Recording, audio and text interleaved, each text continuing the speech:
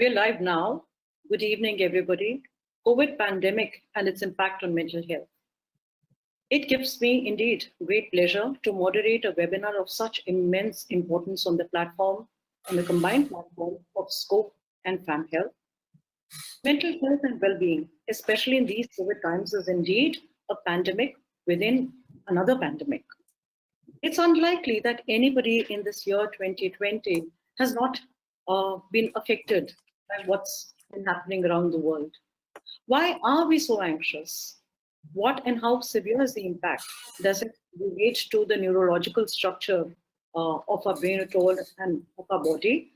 To discuss this and some of our very, very critical questions and that are disturbing to discuss us, this and some of our sleep at night, so on and so forth, we have a highly distinguished panel of psychiatrists from India and abroad. I will request Mr. Atul Sopti in just half a minute to introduce our eminent panelists. But in order to take the constructive points, may I request everybody who has questions on mental health and how to cope with this better to please send, type your questions on the questions tab, which is available on the screen. And we'll make it a point and I'll do my utmost best to make sure are answered. Just in case I'm unable to cover all the questions today, please keep sending your questions, either post them on the Scope social media sites, or you can log into famhealth.in/community, free registration. You can leave your questions and we'll do our level best to make sure that we do respond to each and every question. If we need to do another webinar, we will.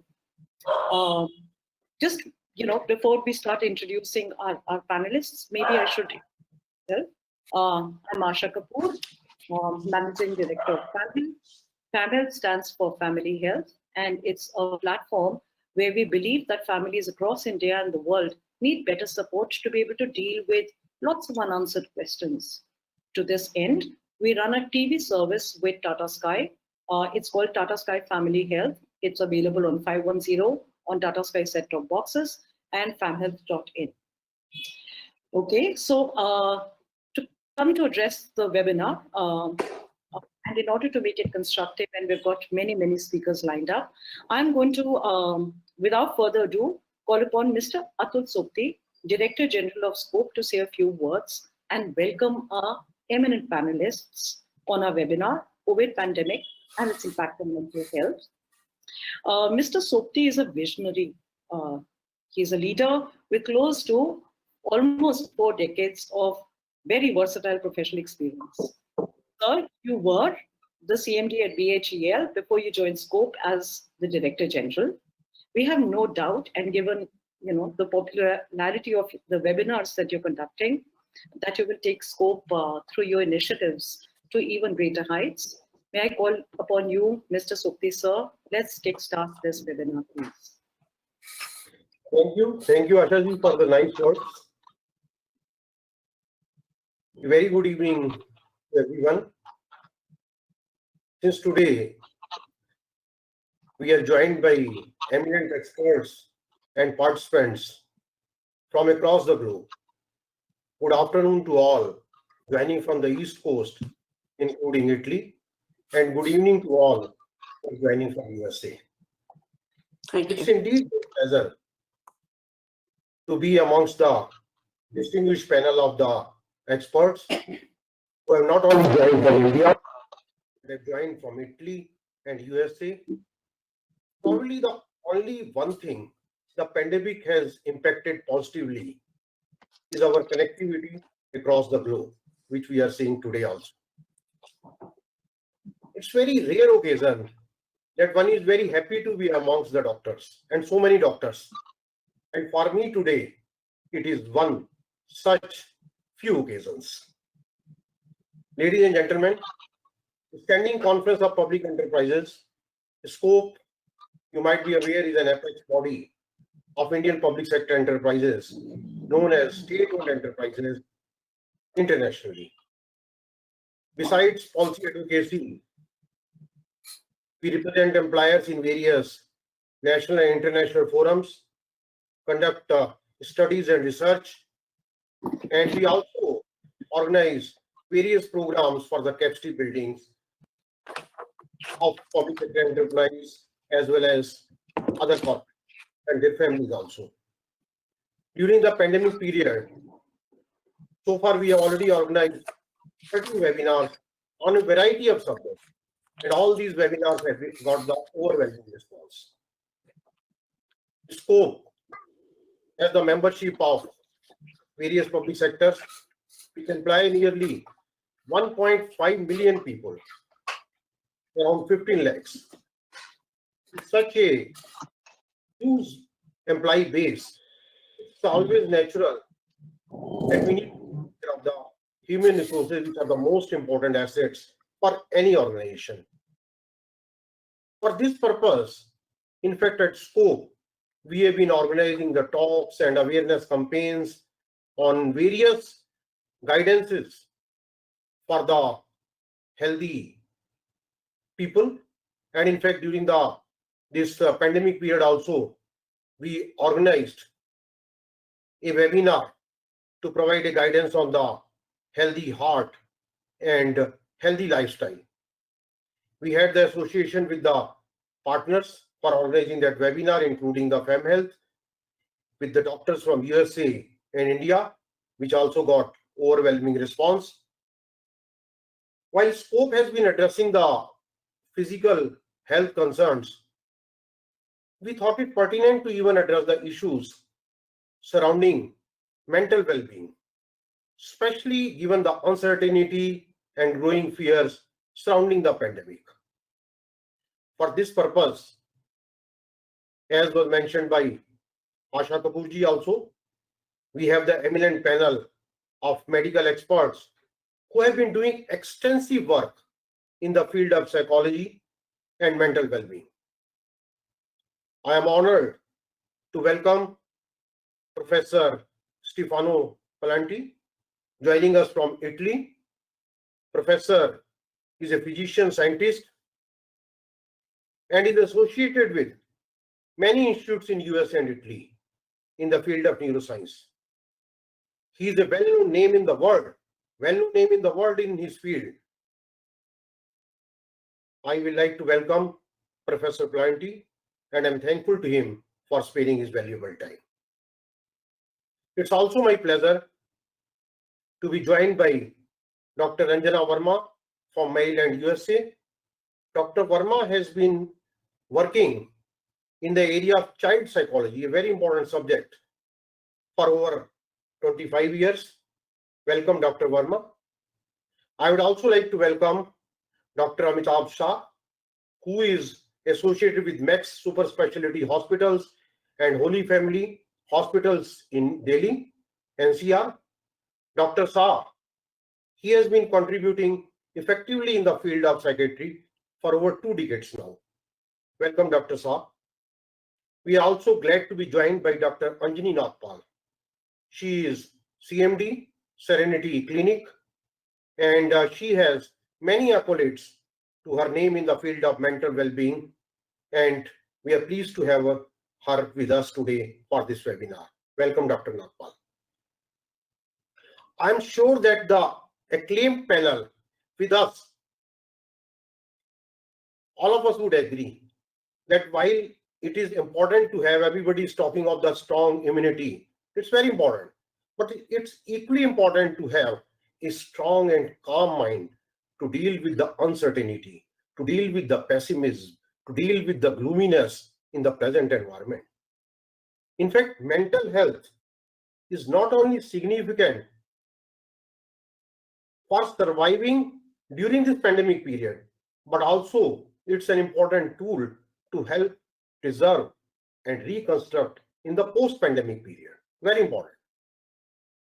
So the most important mental health aspect that the pandemic has stirred is the unimaginable and surmountable emotions that people are experiencing, which are not only diverse, but are varying in extremities. The new realities are working from home, temporary unemployment, or in some cases permanent unemployment also, homeschooling of children, lack of physical contacts with our family members, friends, colleagues, they are taking toll on most of us, and some are responding to it with extreme measures. If I talk about the facts about the mental health, there are endless list, but just few instances I like to mention. In India, in fact, since April, there is a spurt of over 80% of distress calls for suicide prevention helplines. In fact, a survey was recently conducted. As per that survey, today 61% Indians are experiencing mental health related issues because of the uncertainty, because of the gloominess, because of the financial crisis. It's not only in India. This thing is happening across the world. If I talk about USA, as per a study, there is 1,000% increase registered in emotional distress calls since April 20 as compared to the last year. Further, there is I know that there is 65% jump has been registered in online therapy. And the most scary is the WHO prediction, which predicts one suicide attempt every 2 seconds if situation is not controlled soon. While these statistics appears to be frightening, scary, it is important to deal with it rather than ignore it. The webinar of Scope and Famhealth sincerely attempt to nip the disease in the bud rather than take it to the level of mammoth face. I am thankful to our partners Famhealth, which is led by their dynamic MD, Mrs. Asha Kapoor, who started this webinar in the beginning, for hosting it and subsequently telecasting it on the Tata Sky also. I am certain that international and national experts would guide us through the steps to deal with the unknown crisis in our minds, and they will train ourselves to be stronger human beings. I request all the participants to make maximum use of this opportunity and ask their concern with open mind. Question answer system has already been told by Asha ji. Please be free to ask any question. We'll try to reply to all the questions, and subsequently also, if we are not able to reply due to the time constraint, we'll definitely ensure that these are sent to you. Please remember that anything which bothers us, which troubles us, cannot be small. So please, as I mentioned, make maximum use of, maximum benefit of the guidance of the experts who are here. I wish the webinar a great success. Thank you very much. Thank you. Over to Asha ji. Thank you so much, Mr. Sopti sir. You raised some really vital statistics, and they don't seem very pleasant. And I'm sure, like you said, with the support of this fantastic and eminent faculty, we should be able to understand this condition just a little bit better.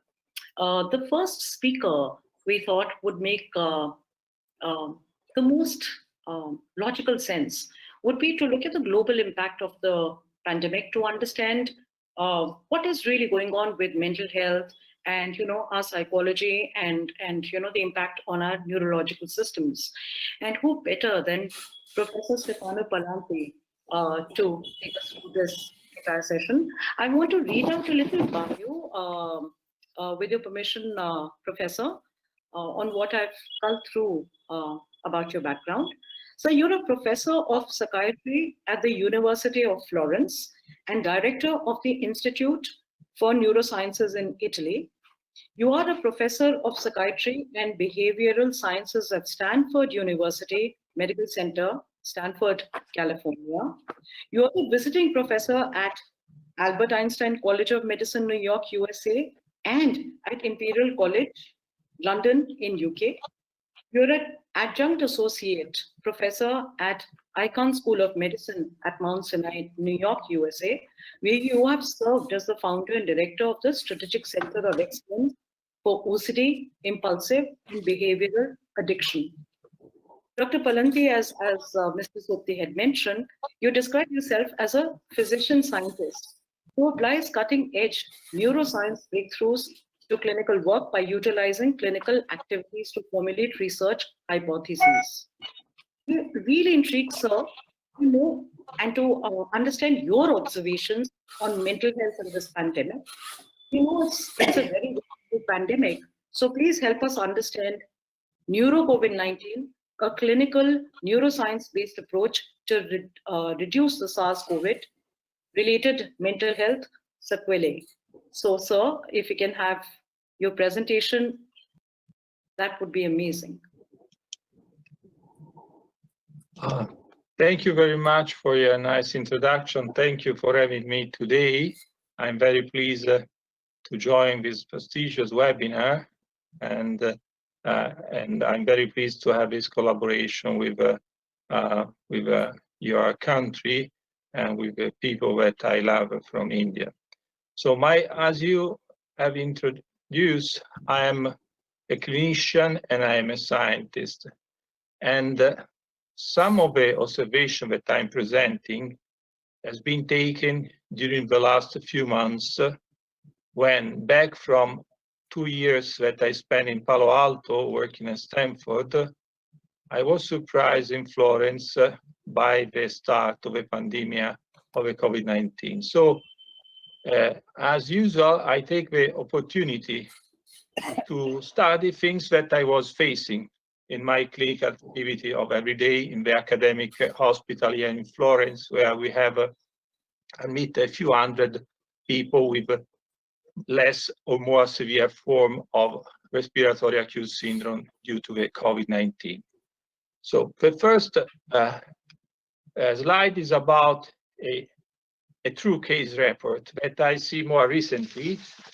This is to introduce all the issue. This is a young, is a lady that has been suffering, but without being aware of a mild form of COVID-19 in February, when the awareness about this pandemic was not the same that year. So she considered had just a severe seasonal flu.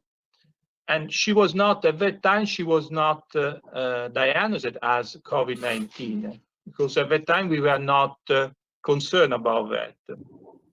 After a week that she spent in bed due to the severe condition of this, that she considered a form of influenza, we say flu, in March, she asked, after a month, she asked for a psychiatric assessment, because she was experiencing some behavioral and mild neurological symptoms like headache, pain, fatigue, dysfunctional worries, being tense, difficulty in relaxing, difficulty in concentration and focusing, and hopeless, pessimistic. And at the end, she also developed some kind of obsessive compulsive rituals.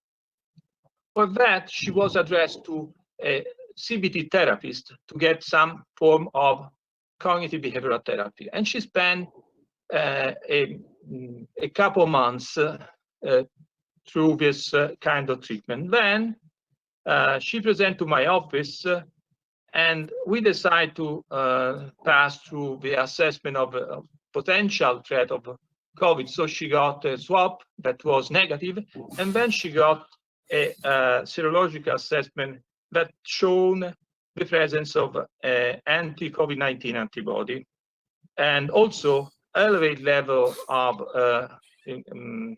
EGG, EGM, and other inflammatory index like high C-reactive protein levels, erythro rates above the reference level, high level of alpha-1 and alpha-2 globulins. So we understand that his suffering was related to the COVID-19, and so we decide to. I can see my presentation. I hope you can see it. Yes, you can see your presentation and your video, sir. Okay. So she started a different treatment, a medical treatment that was replacing the CBT treatment with naproxen, that is an anti-inflammatory agent, and fluvoxamine. Fluvoxamine, that is SSRI, but at the moment is being registered for a clinical trial for the treatment of the acute phase of COVID-19 cytokine turmoil, because of its important action of immune suppression through the action of a sigma receptor. So we make a tutor. That allows me to have a better understanding of a potential risk of a patient exposed to COVID-19, not just of a psychosocial risk, but also the risk of a direct effect of a virus on the central nervous system. Because we know that COVID-19, like all the other coronavirus, have a potential threat not only for the respiratory apparatus, but also for the central nervous system. And we know that have to bind the angiotensin converter 2 receptors, and this receptor not only on the respiratory system, but distribute on the brain. So that could be one of the mechanisms. Why other mechanisms can involve the blood vessel? We know that can pass through the endothelial barrier, and other retrograde flow through the peripheral nerve to the central one. And presence of COVID-19 antibody has been documented in the cerebral fluid. So we are sure that there are potential risks for neurological system. And this has been clear from the beginning, because since the very first paper published in February from our Chinese colleague, 40 to 88% of the symptoms were neurological in the COVID-19 patient. So also is interesting because the neurological symptoms can appear even in asymptomatic respiratory patient and can precede the appearance of a respiratory syndrome, or can follow the respiratory. So we can have different population, like population that show first the signs, the neurological and psychosensorial signs of COVID attraction to the brain, or we can have patients with neurological and psychiatric symptoms following the infection. And this is make things even more difficult. The importance of this potential threat has been known since the very beginning, because we know already that since the pandemic at the end of the 19th century, and the other one, the most popular, the Spanish flu at the beginning of the 1919, after the pandemic had been developed from the Spanish 1 million of cases of lethargic encephalitis. So we know that this virus are really represent a threat for the brain. A more recent coronavirus infection, the SARS, in the beginning of this millennium, 2004, have already documented the risk of mental health and related disability. This is an interesting study published by our colleague in Hong Kong with the title Mental Morbidity and Chronic Fatigue in Severe Acute Respiratory Syndrome Survivors, Long-Term Follow-up. As it is interesting because in 2009, they published that while the symptomatology related to the respiratory component of the disorders were gradually reducing, presence of neurological symptoms increased during the time, And at the end of the 4 years, 40% of the patient monitored that have been infected with SARS-CoV-2 had de novo, that means without previous episode, without previous history of psychiatric disease, the presence of a psychiatric diagnosis. And this was related, no, after 4 years. So they have a progressive increase of a worsening of behavioral and psychiatric disorders. And that was related to the cytokine storms, was not associated with corticosteroid treatment. Most common, of course, was post-traumatic stress disorder. But if you can see that 40% were depression or sleep disorders or pain of fibromyalgia, chronic fatigue syndrome, and 15% obsessive compulsive disorder. This is why I have special interest, because we know that the sequela of COVID-19, as much as the SARS-CoV, was more relevant for disease related to basal ganglia dysfunction. That means all the field of OCD and related disorder, obsessive compulsive and impulsive disorder. The functional disability was so severe that after 4 years, most of the people that lost their job. So, and it's extremely important that the disease was not relieving from its own, but was worsening without any apparent intervention adequate to reduce the inflammatory activity and the impact on the behavioral and cognitive functioning of the inflammatory activity. So we know now that there is a list of symptoms that are assessed at the onset, at the admission of a patient with COVID, because this is one of the first paper that I published in March about the importance of anosmia, because anosmia has been included as one of the symptoms of presentation of COVID-19. Loss of smell and loss of taste has been both considered as a marker of a potential infection of COVID-19. In this paper, I also highlight all the other part of the syndrome that involve not just a reduction of a sensorial perception, but a more deep experience of the realization, the personalization that run together with the reduction of this perception. So this is a call for a different stratification of a patient. We cannot only consider patient in terms of their exposure to the psychosocial stress, but we have to consider that there are some of the patients with psychiatric and psychological disorders that are directly connected to the virus on the brain. So there are two populations.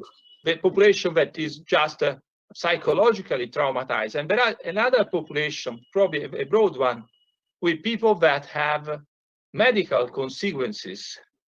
And this is probably the population that experience more psychosensorial symptoms during the or previous the respiratory one or neurological symptoms, have some specific inflammatory markers. Some of them easy to collect, CBC or D-dimer or interleukin-6 that we can assess in this population. So according to the first observation that loss of smell and loss of taste could be part of the assessment, you see here the Public Health England that include in the case definition items also neurological manifestation, loss or change of normal sense of taste or smell as one of the definition. But if you go, if you have a look of the discharge of patient, there is no mention of a neuropsychiatric or psychosensorial component of the disorders.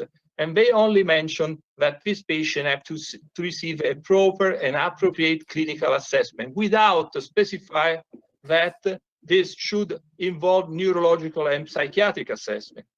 I don't argue for everybody be assessed by a specialist, but I'm saying that physician in the intensive care unit and family doctor have to be aware that there is a large part of the population that could suffer for this consequence of inflammation, just showing behavioral problem. And for that patient, just a psychological support without an opportune screening of inflammation and maybe a different assessment of neurological functioning and also a change in the treatment could be not enough.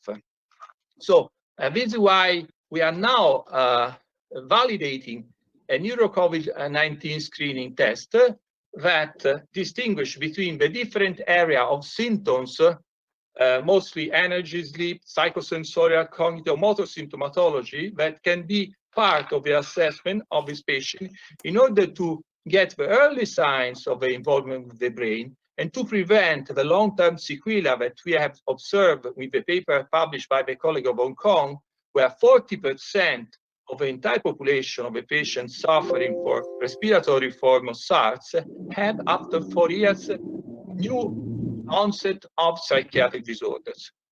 So, as a conclusion, we recently published last week this paper, Neuro-COVID-19, a clinical neuroscience-based approach to reduce SARS-CoV-2 related mental health sequelae.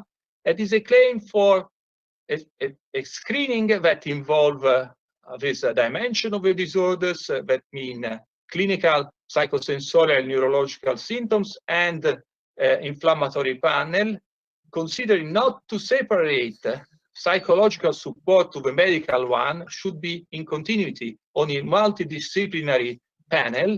And also, this is a claim to improve also our culture, because we know that in all the field of psychiatry now there is a large interest considering the importance of inflammation in the vulnerability and in pathogenetic mechanism of the disorders.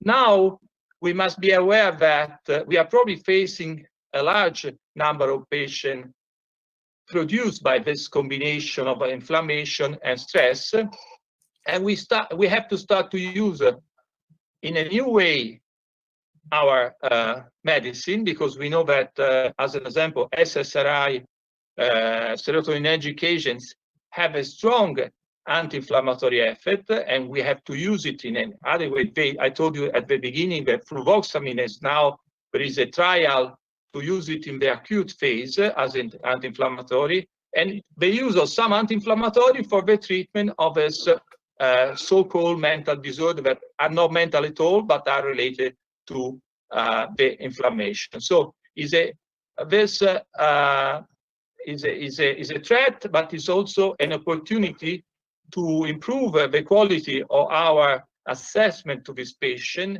and to improve the culture for the adoption of adequate response to this very vulnerable population, in order to prevent what has been reported with the SARS, that 40% of this population will be still sick after years.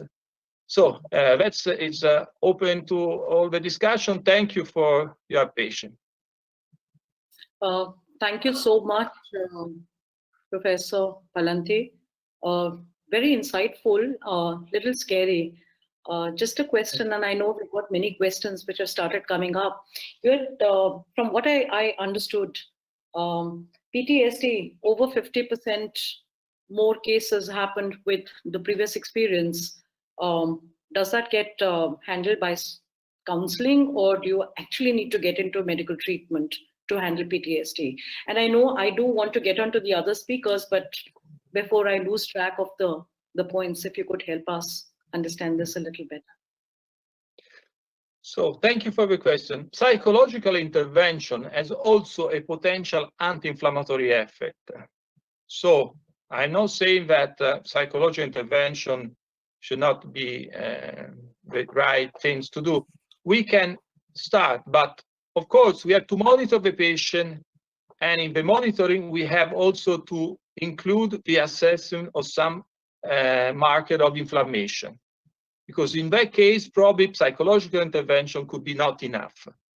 In fact, patient that in the paper I mentioned, patient and physicians that have lost their job because of the stress of the pandemic remain unemployed after years. So I think that is a difficult condition to treat, but you need a more deep assessment. Okay, and so you would suggest that people do their self-assessment with the tool that you've presented or taken us through, and then take a call on whether they need to go to a psychiatrist or not. Anybody who's actually contracted the virus itself, right?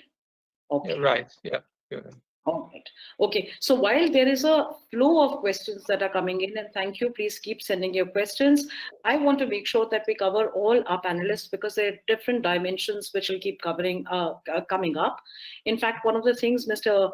Sopti had mentioned in his welcome address was the fact that there was economic uncertainty. In fact, we all know that we're all being affected. And to that end, we've got nobody better than Dr. Amitabh Saha to talk about this area. Again, Mr. Sopti has given an introduction, but Dr. Saha is a senior consultant practicing in Delhi NCR. He is affiliated with the Department of Mental Health and Behavioral Sciences with Max Hospitals, both in Vaishali and Noida. And he is the head of Department of Psychiatry in Holy Family Hospital in Delhi. Dr. Saha and I had a discussion some time back, and since you, Professor Palanti, had just mentioned about the SARS virus, I don't know anybody, other than Dr. Saha from Indian background who actually saw it up front, face to face in his stint in Singapore. He came up with a lot of experience, and I'd like to share that. Although your topic, sir, today is the challenges faced by the workforce, but if you want to make a comment on how panicky we should be, having heard Professor Palanti's presentation, please do that. Just one last thing, which is Dr. Saha has done his MBBS from MAMC and his MD from AIIMS, and we welcome you. It would be wonderful to talk about the cases you're actually dealing with right now, sir. We will have the presentation share.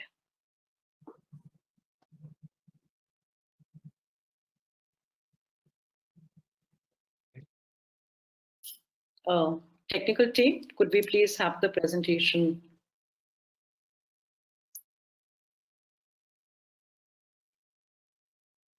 While we're waiting, Dr. Saha, if you could.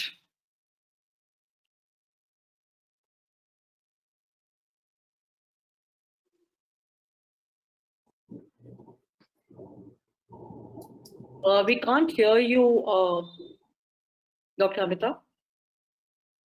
Just, can you see my slide?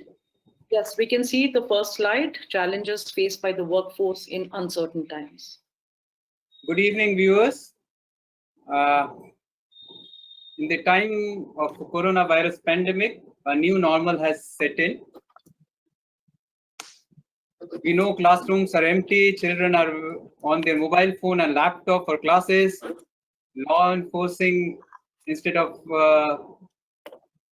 catching criminals, our police is enforcing restriction so that they can contain virus. There's no handshake, there's no carpooling. So today my presentation will be different from conventional mental health workforce presentation.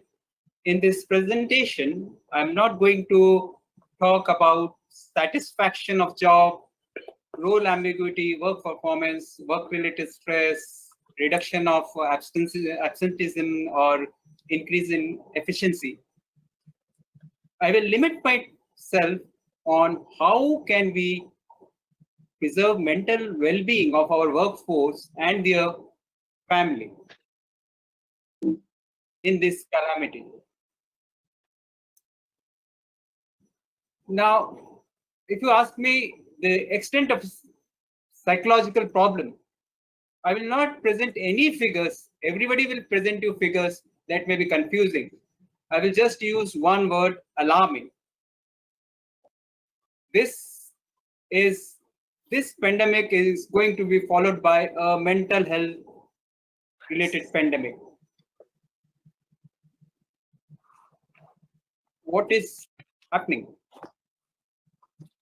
Why? In the environment of uncertainty and immense stress, a psychological problem have increased markedly, especially depression.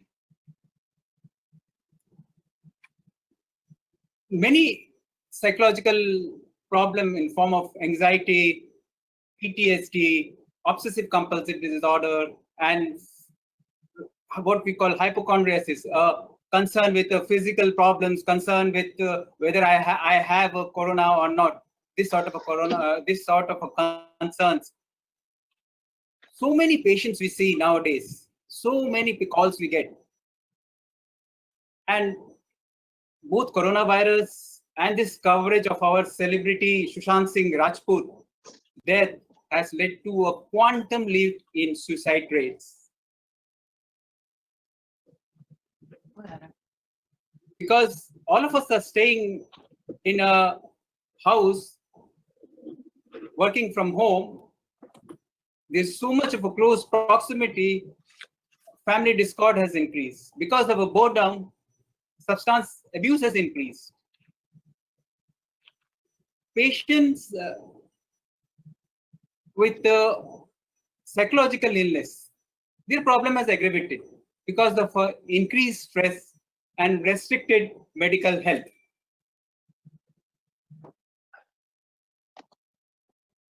So, what led to this psychological mayhem? It's just coronavirus? No, it's not just coronavirus. Yes, coronavirus has a significant role to play, but restrictive movement and the misinformation by our news channel and social media. Coronavirus rapidly spread globally and high mortality has instilled fear, terror in the mind of people. If I or my family get infected, what happens next? And those who are infected, fear of complication, availability of bed in a hospital. As Professor Palanti said, the illness by itself has a direct psychological impact too. What this lockdown or restrictive measures have done? Because of a confinement, change in routine, working from home, schooling from home, temporary unemployment, lack of social interaction, lack of amusement, limited international and domestic movement, restricted meeting, and the restrictions, meeting and care of a corona patient, disposal of dead bodies of near and dear without proper ritual, all this has led to a psychological unrest, and it manifested in a different form.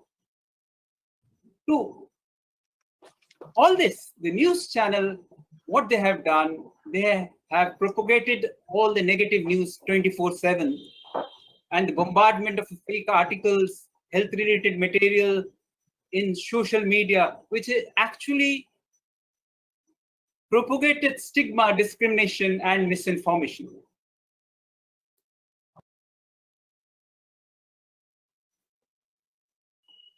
So, what are the issues as a employee or as a workforce a person confront with? First is workplace. Where is my workstation? Is it adequate safe measures have been taken? How I reach there? The public transport is not available. If I'm working from home, I have a multitasking. I have to do office work. I have to look after my children, whether they're actually, I have to monitor my children, whether they're actually attending online classes, and household responsibilities too.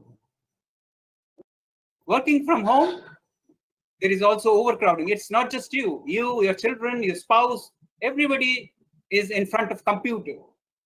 And for everyone, their work is important. So there is an overcrowding. The other important concern is blurring of office hour. When it starts, but it never ends. There are other issues also, financial issues. People who are running on high EMI mortgages. People have to think about their children's school fees.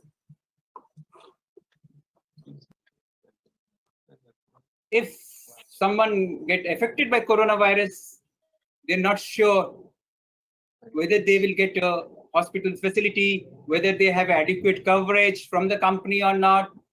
So there are concerns. And there are many people in an organization who have already depression or other mental health problems. Their problems have increased. So these are the concerns that we are confronted with.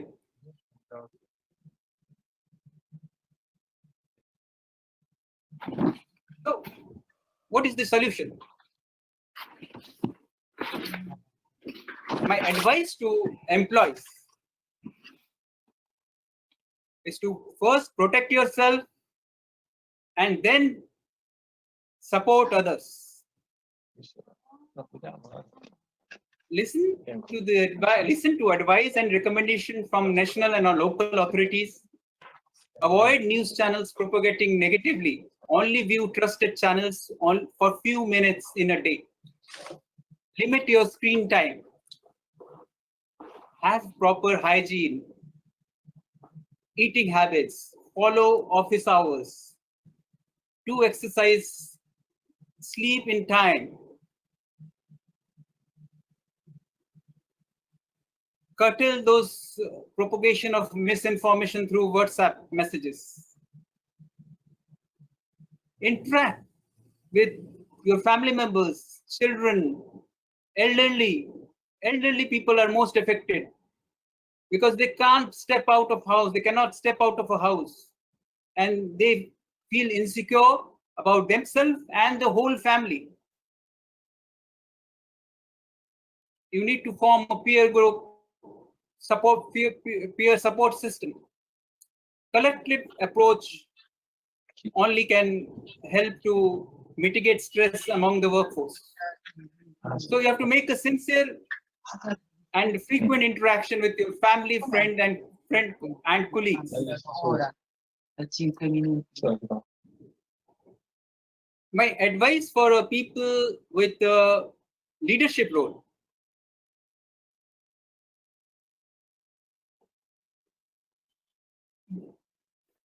Most of these PSU organizations have elaborate human resources, services. So they need to inform workers about the safety measures in the workplace, health coverage, tie-ups with the hospitals or a health facility if the crisis happens. They need to see Corona and government has taken all the control from us. So give some sense of control. Giving some sense of control will help. If there is an issue, ask the employer about the solution. Same for the working hours. We need to be very considerate about the working mothers, because apart from the routine household chores and office work, working mothers have now this burden or extra responsibility of monitoring children who attend online classes. The sense of purpose must not be lost. This is also very important. If a person is sitting idle in a workplace, he feels himself a liability. So everybody must be engaged in a work, and if there is a little work, they need to be trained, or their skills need to be upgraded. Some course they can attend that will benefit their career in future. To help loneliness, hopelessness, and to boost morale, there should be frequent virtual interaction among the peers, colleagues, like a virtual coffee, having a virtual coffee.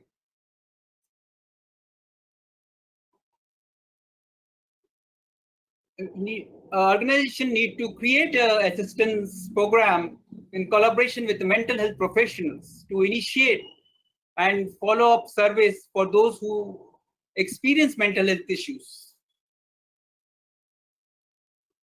And there is a responsibility of creating awareness about mental health problems and to destigmatize it.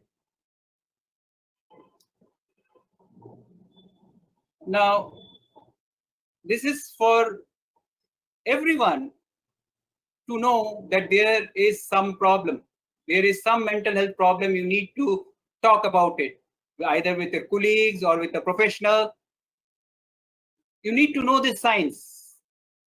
If there is a mood swings or low mood for a prolonged duration, increased anxiety, apprehension, irritability, if you feel hopeless, helpless, worthless, if you're not interested in anything around you, you don't feel like interacting, you're not able to concentrate in routine work, either sleeping more or sleeping less, you were sleeping, but when you wake up, you don't feel relaxed.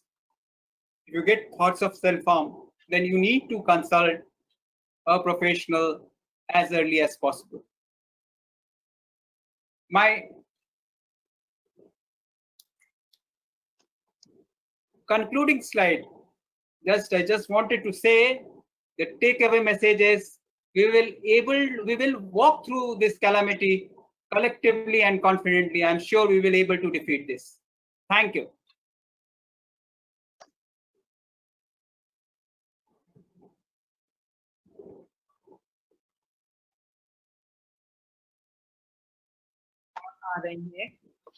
Asha ma'am, please unmute yourself. I am unmuted. Now can you hear me? Yes, Can you ma'am. hear? Yeah, excellent. You know, there's so many questions that are coming. We're getting flooded. We do have 2 speakers. Please keep your questions flowing.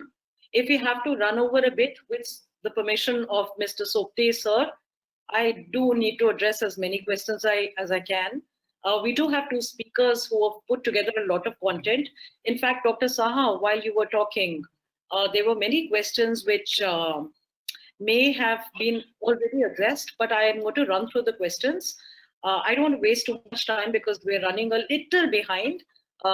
Dr. Natpal, I'm going to ask you to please talk about the most critical thing, which is how does one know? And you raised the entire thing of a celebrity. We don't know whether it's homicide, suicide, so on and so forth. But there are just so many cases of people who are getting into anxiety, depression, suicides for the longest ever. Ma'am Nagpal, you really need to tell us, how do we identify a person who's going through mental health problems? But before we start off with you, may I please give a little introduction about yourself. You're going to talk about recognizing and helping a person with a mental health issue at work and home. You are the founder of Serenity Clinics, ma'am, twice awarded Global Top 50 Mental Health Leader, both in 2019 and 20 by ET Now and World Mental Health Congress. You have received Hero Leadership Award in 2015. What an honor it is to have you amidst us. You believe in holistic approach in handling mental health problems through counseling, yoga, neurogenetic diet, and lifestyle management. You're exploring drugless psychiatric treatment, and you are at the leading edge of treating mental health conditions through brain mapping, neurofeedback, and RTMS. This sounds like music to our ears. And ma'am, please tell us, how do we identify somebody who's going through a problem? You can't tell. Over to you, ma'am, and your presentation. Please send your questions. I will address them just after we've had the 2 ladies finish their piece, please. Please bear with me. Thank you. Ma'am, over to you. Thank you so much, Asha. So it's really an honor for me to actually be here and doing this presentation. I'm not able to actually come to this. You're organized. Yeah. You will have to actually start my presentation. Oh, okay. Yeah. I hope the scope technical team has got that. Ma'am, you want us to run the presentation? You are the presenter. It's okay. I think I can do it now. You're okay. Yes, ma'am, we can see us. Yeah, Yes, full okay. screen. Nice. Yeah, perfect, ma'am. Okay, so today I'm supposed to talk about, how do we know that we have, the person who is sitting right next to us has some sort of a mental health problem, the co-worker that we have or the colleague that we have who actually appears to be, always full of rage, or who is always bossing around, not ready to listen to what you are saying, or who is actually, taking all the ideas from you and presenting it, as if it's his own. Is it because this is the way this person is, or is it because it is something to do with a psychiatric problem that he may be having? So, how do we identify that whether this is a mental health problem or not? So, mainly what we can see is there may be mood changes in a person, that this is very easily you can find it out. Somebody is depressed, somebody is being too high, somebody probably, is too, dysthymic, not feeling happy most of the time, or they may be worrying a lot. Or, in extreme cases, not very often, probably in our day-to-day life, we may find few people who are talking to themselves or who can actually hear voices. But yes, quite often we can find people who may have, some sort of substance-related problem. It could be just about, the most frequent, substance that we may actually overlook is food. So that could be the case, somebody who's having some sort of a eating disorder, or it could be alcohol, or it could be something to do with smoking. Or, especially in these days, sleep may be a big problem. It could be just about, as I'll be talking later, it could be the quality of sleep, or it could be the initiation of this sleep, which could be a problem. Or sometimes, the mental health problems, because it is not acceptable to the society and to that person, to accept that they have a mental health problem. So it may be expressed as bodily symptoms, which is very much acceptable in the society, which can be, either it could be some sort of conversion may happen, or it may be, some sort of dissociation that may happen. Or there could be a change in the libido, or sometimes, especially in the workforce, I would say it is more to do with the executive and the higher executive dysfunction. That is, the planning part, the memory, or, some sort of, in which you cannot actually concentrate. You may not be able to solve a problem, or you may be having some problem with the motivation. So these are the sort of things, which if you are finding, then that means that might be, these people may be suffering from some sort of mental health problem. So these are few things already, Dr. Saha has already covered these, but just to go a little bit about it, what can happen is, of course, that absenteeism may happen, and depression, of course, we all can somehow make it out, some person who is low, but not always, sometimes it may be, they may actually put a sort of, facade that they are very happy, and inside they may be actually feeling, really sad. And then anxiety, again, we can see energy person, always restless, always wanting for some sort of a reassurance, or, sometimes even obsessive, sort of actions may be there. But one thing which may be overlooked is bipolar.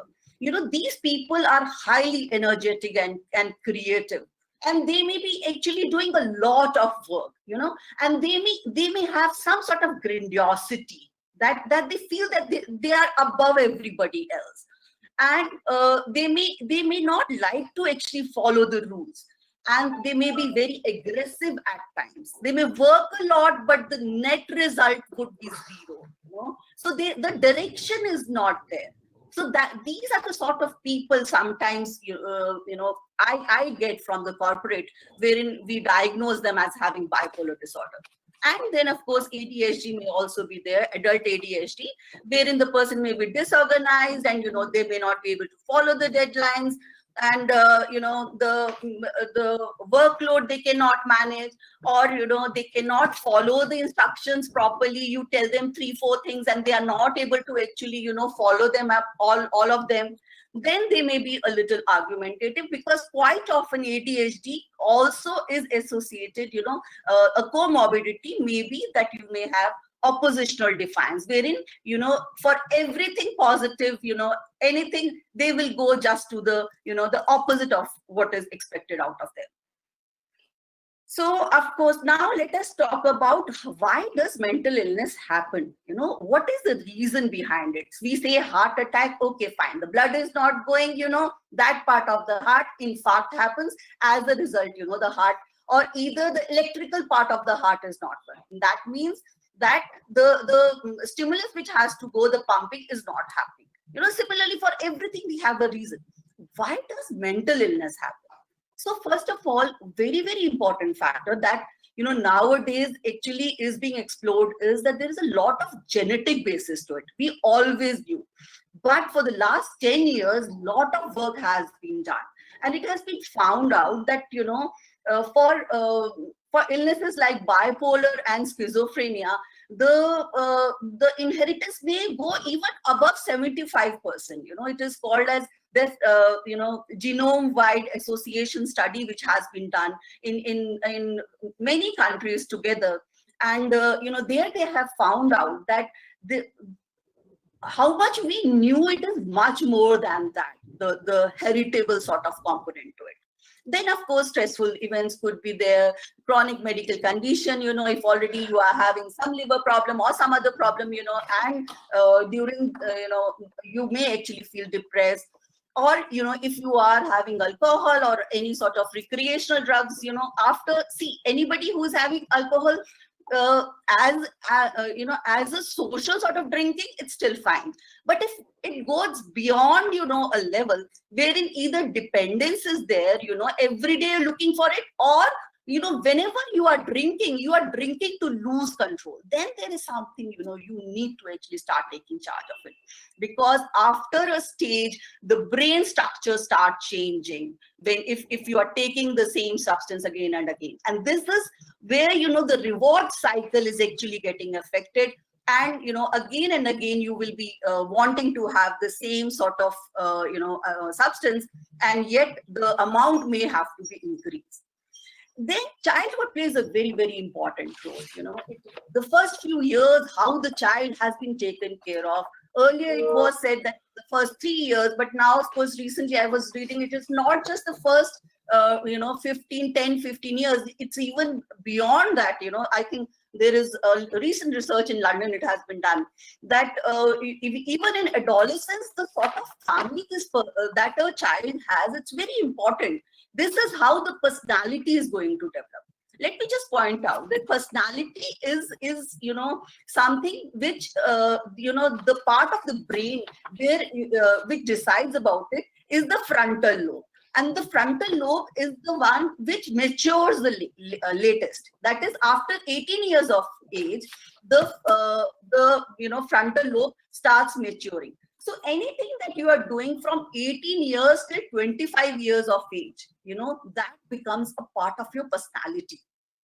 Because your healthy adult brain has never learned how to actually be without that substance or that particular sort of habit. So it is very important for us to take care of our kids during this time, during 18 to 25 years of age. Then similarly, if the social, sort of interaction is very, very important, the healthy relationship and all these things are actually very important. And of course, if you have a previous mental health, problem, then again, it may come out to have some sort of problem. Now, I will be actually discussing a few of the, scenarios or, symptoms which may be, difficult to handle as these days. So how do we know that a person is actually going to get violent? The first and foremost is that, what is being done because of which this person is going to get violent. If sometimes it so happens that a lot of controlling behavior may be there. Quite often in families it happens, sometimes, especially in Indian setup, the financial control completely is kept with the male member, and the wife may not be allowed, or it could be vice versa also, may not be allowed to spend at all. So this is also a type of a violence in a way. Then humiliating a person in front of others, or calling some sort of names. Then physical abuse, that is beating or whatever, sexual abuse, of course, and then any sort of violence to elders or children or pets, it could also be there, and then any sort of agitation. So how do of course we can come to know if somebody is going to be violent, but these are few of the signs which have been pointed out, that the person may be staring, the tone may be raised and sarcastic, and he may get anxious, and he may start muttering and pacing. That means this person may be about to get violent. So now, after this, I just want to, mention a little bit about domestic violence, because there has been a spurt of, incidents of domestic violence during this lockdown time. Now, of course, the things are opening up, and it may not be that bad, but still, I would say that it is very, very important that all the members have separate times and together times. So all this time being together is not a very good idea. You should have your own life as well. It goes for both male as well as female. You should have your own set of friends as well. And then, of course, there should be times when you both want to come together.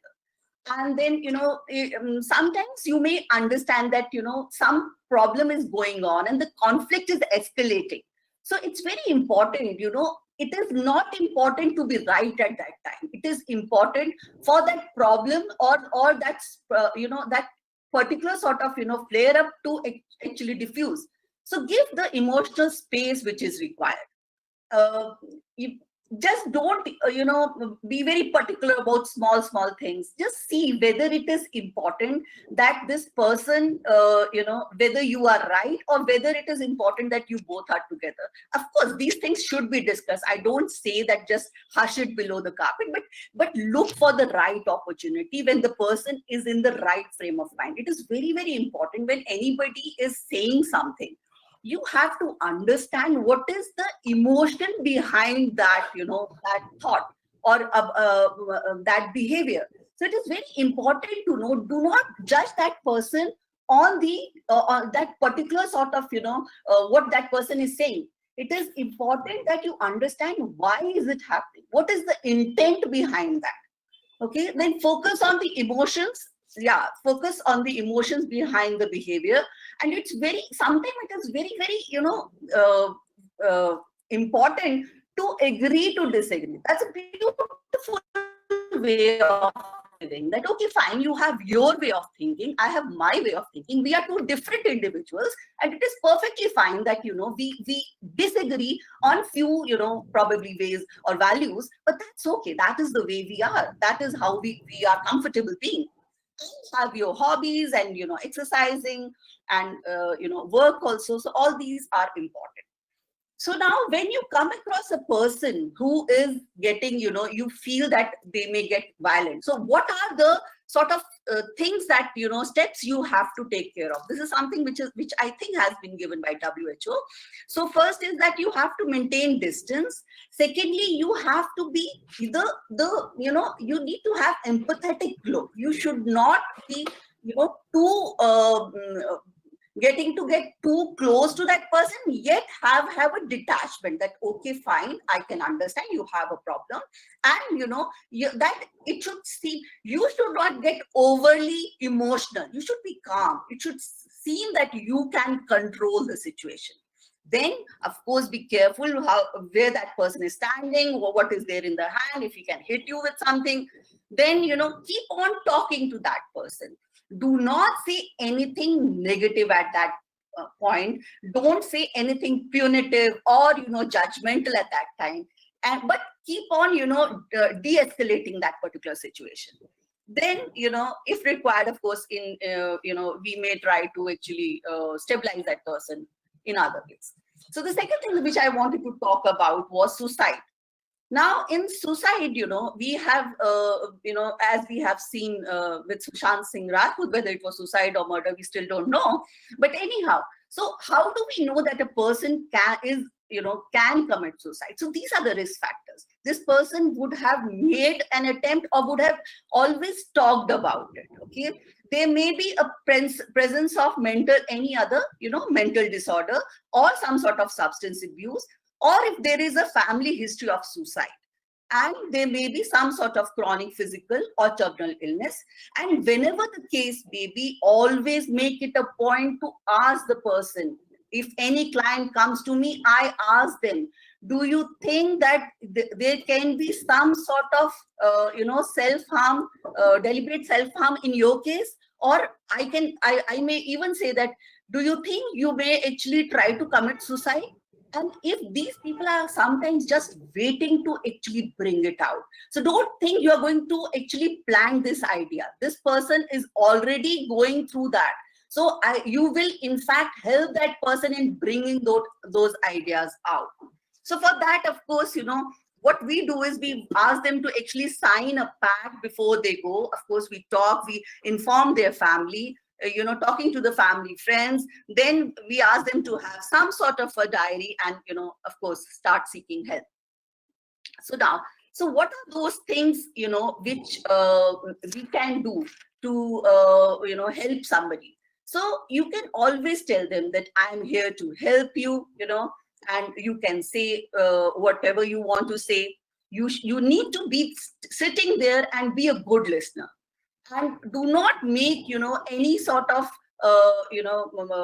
comments like, there's nothing to worry, don't think negatively. No, you should not. You should actually make that person to come out with his or her problem. Never be, judgmental, and, never say that, okay, I think you should have taken that chance. I think you should have, acted in time or something like that. Never try to tell that person, that he has or she has failed. So, and at that particular point, show empathy and tell them that, be with them, tell them that I'm there, I can understand whatever you're going through, and, be supportive. And, of course, as I said, ask them to sign a suicide pact before they leave. So, and this is very much, avoidable. It can be, if you take care of it in the right way, you can actually avoid this sort of, circumstances.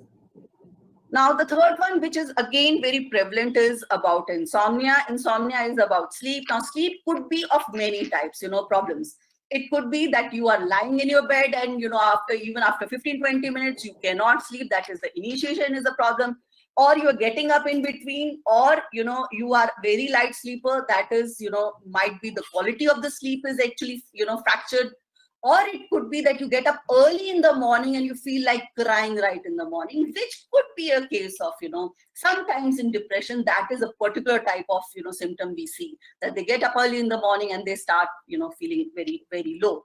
Or, so we have to be careful that, what sort of sleep problem is there.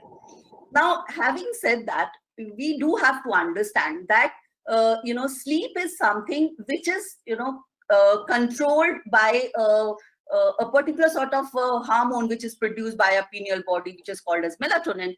And there is, if you go to the bed at the same time for 1 week, most probably you will be able to come out of this, because the hypothalamus actually, takes 1 week for adjusting. So that is the amount of time which is normally, taken if you are jet lagged. So, similarly, if you actually stick to some sort of, sleep, hygiene, you will be able to handle that. And, the cause, of course, could be any. It could be the travel, stress.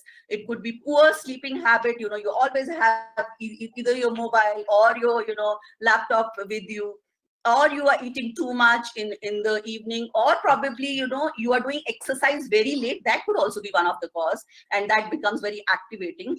Or you may have, either, caffeine, nicotine, or something late in the evening. So what are the risk factors? If you are a woman, you are over 60, you already have a mental health disorder, or you are under a lot of stress, or you don't have a regular schedule, all these are at increased risk of having sleep problems. So how can we do that? Of course, the first and the foremost is follow the sleep hygiene. It is very important that you have your bedtime, your wake up time, which should be fixed. Stay active throughout the day. Check your medication. Sometimes some medicines, they may be very activating. So you just check whether any of your medication has this sort of a side effect. Then do not, sleep in the daytime if you are having problem with your sleep cycles, especially. Do not take caffeine, and food. And, yes, and the very, very important is that your bedroom should be there for sleep. So whenever your brain actually sees the bed, it should register that, okay, this is time to unwind. Let me start getting into that cycle. So that is how, our circadian rhythm is such that we actually adjust to, this is the internal body clock that we have. So it will adjust according to, the routine that we are having. So it is very important that we have, dark room, then cool sort of, environment, no noise, and, all these things are very, very important to have a good sleep. So having a bedtime ritual is again, this is again a sort of, a condition sort of reflex that can happen, that your brain starts registering that, okay, this is time to sleep. You may either have a warm bath, and then, you start reading, not something very activating, something, which can actually put you to sleep, or music. These all can help.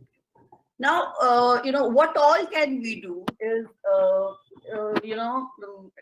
how can we maintain our mental health? We need to have a routine. This is, 6 hours it came up, I thought that, see, restriction may be there, relaxation, relationship, rhythm, and resilience. So one by one, I'll go very fast. So of course, you need to have a routine. You have to make your bed, you need to have fixed meal time, and you need to have regular breaks. So these are very, very important. Then similarly, restrict yourself.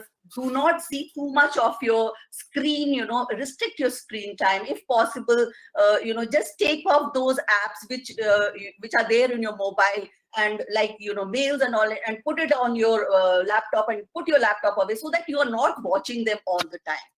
Relax. It's very, very important to relax. Hobbies play a very important role. What I tell my clients is that there are 3 types of hobbies which everyone should have. One is, something which is intellectually stimulating. A second set of hobby is something which is physically keeping you active. And third is something which keeps you creatively inspired. So if you have these 3 set of hobbies, it will take care of your mental health somehow. Breathing exercises you can do, and, mindfulness, hot water bath, all these things will help you as well. Similarly, being with people is very, very important. There is genetically, we have Professor Pallanti would actually be, saying it, that we have genes which actually decides how much we are going to be, socially attached to others, or showing, how much empathy. This genes is actually OXTR, which decides, how much oxytocin you are going to produce. And this actually decides. So few people who do not have that, or have a mutation wherein they cannot actually, they do not like meeting other people, we have to tell them, no, you should do it, because this may not come naturally. Genetically, you are predisposed to actually being away, aloof. But for your robust mental health, you need to make an effort to be with others, and that can actually help you a lot. Then, joining religious activities, Chalia, Friday prayer, and all those things can also help you. Similarly, having a continuity is very, very important. Following some sort of a exercise regime or a serial, this can also help us. So one thing, which can build resilience, as Professor Palenti had already mentioned, 2-3 days back, is gratitude. So lot of work is being done on gratitude. Feeling good about, feeling thankful is a big, sort of virtue in itself, which is actually showing that it can increase the longevity and you can live longer if you have this. And how flexible you are to change. So these are few of the things. So similarly, if you have a person, of course, listen to him, inquire about their needs and concerns, validate them, tell them that, you believe them, enhance their safety, tell them that you are there to actually safeguard them, support them, give them the right sort of information, services, or whatever sort of, social setup that is required, is there. Just give them those information. And of course, refer to mental health. When there are extreme cases, then you need to refer to mental health. So thank you so much. I'll end here. Thank you very much. Can you hear me, everybody? Yeah? Ma'am, you're audible. All right, thank you very much. And as is always the case, the last speaker gets the least amount of time, for which Dr. Alma, I can only apologize in advance. What can I say? So, there's so many questions coming and I'm waiting to get onto them, and I know we're completely run out of time. But I know you worked really hard in your presentation. In fact, the next few questions, or the latest questions we've been receiving, ma'am, are on children. Okay. And you are a specialist when it comes to child psychological and adolescent psychological health. I'm going to cut your introduction really short, please forgive me. But you are based in Maryland, USA. You are going to talk about child in distress. We will take the question and answers just after your session. So please keep your questions coming. You are practicing child and adolescent psychiatry in Maryland, USA. You have passed out of Lady Hardinge Medical College from New Delhi. So that's good to know that you know India completely. And you did your psychiatric training and fellowship in child and adolescent psychiatry at Mount Sinai School of Medicine, New York, in affiliation with the Elmhurst Hospital Center. You are a member of American Academy of Child and Adolescent Psychiatry and have served at, and I don't know if my pronunciation is right, but you've served at Bergen Regional Medical Center, New Jersey, Shepherd Pratt Hospital as well. Over the last 25 years, you have provided consultation to adults, primarily children, in various settings, including school, group homes, outpatient clinics, residential treatment centers, private practices. You're a strong advocate for psychoeducation of parents and caregivers, parent counseling, strengthening families, early identification of high-risk families, timely intervention, and continuum of care. Ma'am, you look at children who suffer from all kinds of mental health disorders. And may I please request you to, as quickly as you can, so that we can actually do a Q&A session. Sorry. Yeah. Okay. So if we can have you have the screen share. And you just need to do full screen. Am I visible? Okay. Yes, you are. I can see your first slide. Just do full screen. Okay. Thank you, Ms. Asha, for this opportunity. I'm honored to be part of this panel. And without much, wasting much time, I will start. So COVID-19 has caused profound disruption. Can you hear I'm me? sorry to interrupt. Yes, yes, we can. Ma'am. Yes, you're audible, ma'am. Can you put your presentation on slideshow?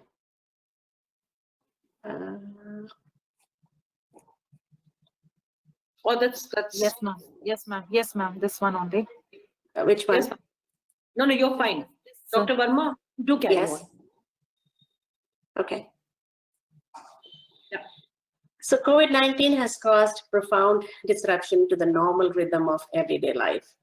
That is, it has caused uncertainty for all of us, including children and teens. For children, schools have closed down.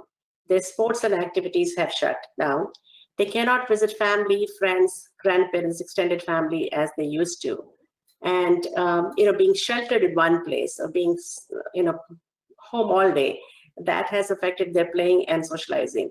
Playing and socialization is a vital part of their lives, and that's what they thrive on. Next.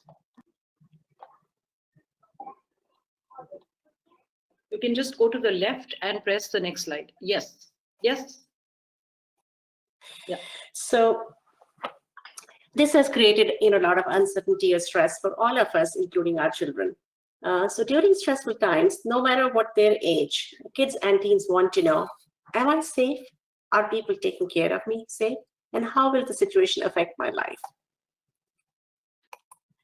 So here are a few tips, guidelines for helping kids of all ages. I took some of it from Mass General Hospital. Number one, most important is control your own anxiety. Anxiety is contagious. If a parent is anxious, child is going to pick on it and say, and he or she is going to get more anxious. And it's important to get the most credible information. About coronavirus, I would ask a parent to go to websites such as CDC, which is, or WHO. So once you have, the good information source of it is, you can share that information. Avoid social media streams. Avoid breaking news, breaking headline news. They have too much information. They have misinformation, and that can only fuel your concerns. And it's, besides, handling your anxiety, you want to take care of your physical health. Take care of your diet, your exercise. As, previous panelists have already covered, sleep is very important. A good 8 to 10 hours of sleep, good diet. The caregivers, parents should also focus on managing their anxiety, whether it's yoga, meditation, mindfulness, watching a TV show, or your favorite play a favorite game, or talk to a relative, friend. It's really important to be calm and do something for your own relaxation. Your child may ask you, are you worried? So be honest with your child. And you can say, yes, I am worried, or I am concerned about this virus, but I know how it spreads, and I know what to do should one of us get sick. You want to approach your kids and ask them what they know. Kids and teens are getting information from all sorts of sources: television, peers, teachers, friends. They may have overheard you talking about it. So you want to ask them what they have heard about the coronavirus and what are their feelings about it. What are their questions? What are their concerns? And by providing them a open-ended questions and a supportive environment, you are asking them to share their concerns with you. And once they share their concerns, you can correct the misinformation or help fill in the gaps in their knowledge.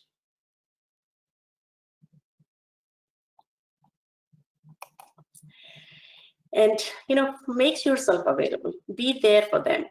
The children should feel that mom, dad, or uncle, aunt, they are there. When I need them, I can easily go to them. They would not be mad at me, and they'll be there for me too if I have any questions or concerns. It's a good idea to do regular check-ins. It's not a bad idea to say, hey, why don't we talk about this every other day or every day? Just even for a few minutes. Check in with your children, check in with your kids, teenagers. Hey, have you heard anything new? Are you worried about something? How are you feeling? What are your concerns? And, honestly, answer to the best of your capability. And if you don't know the answer, It's okay to say, hey, you know what? I'm going to find out. When I know, I will let you know. Okay. When COVID started, kids had more emotional reactions. They were scared. They were, petrified. But now, as things are evolving, things are changing. They may have more legitimate, questions and concerns. Teenagers can ask you, when is the vaccine coming out? Is vaccine going to be safe? Could I please get the vaccine? So these are some of the questions that you can get more information from, a credible website or, your care provider or a doctor, and share with them. That will be very reassuring to them. You can also empower them by modeling good behavior. Demonstrate all the prevention behaviors, such as what does it mean to be social distancing? What does it mean to wash hands, and how long you wash hands?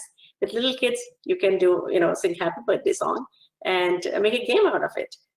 Sing happy birthday song twice, it's 20 seconds.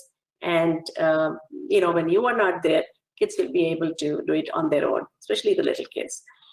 Teenagers, school-age kids, you can involve them in chores, in helping around the house. Let the whole family be part of this prevention efforts, and let them wipe surfaces. So by doing so, they feel valued. They feel part of, they feel important. And when you see them practicing good hygiene, praise kids. Tell them, hey, good job. You are doing so great. I'm so proud of you. Not only you're keeping yourself safe, you're also helping prevent the spread of the disease. Kids thrive on praise. They thrive on reinforcements, and continue to do that. Continue to provide some positive feedback and positive reinforcements. It's important to provide reassurance. Kids tend to worry a lot, and they like how long it's going to last. So your school-age kids, your teenagers may ask you, how are we going to get through it? How long it's going to last?